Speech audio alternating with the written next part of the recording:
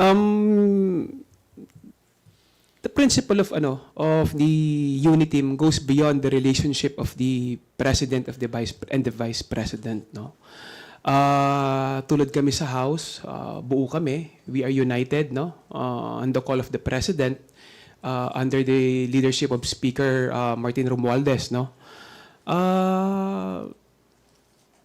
Sana isa lang ang hinihingi namin, na sana kausapin din sana ni VP Sara, no, yung kanyang pamilya, no, para suportahan ang ating pangulo dahil wala namang ibang gusto ang ating pangulo kundi ang kaunlaran at katahimikan ng ating bansa. So if you're asking is kung buo ba ang unit team, yes, we are united under the leadership of President.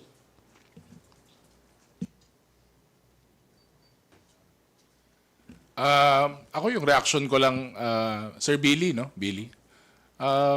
Hindi ko masyado parang binibigyan ng weight yung mga birada, yung mga banat. Kasi nakikita ko naman dito sa kami, perfect examples kami, nasa distrito kami, nasa ground.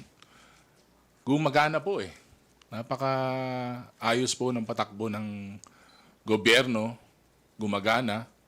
So, ibig sabihin, nagbubugso lahat yun sa gitna namin, yung unit team. So, yung mga pinangako nung eleksyon, yung mga, kumbaga, yung tagline, the tagline before the elections, the hashtags and the promises, nararamdaman namin sa distrito.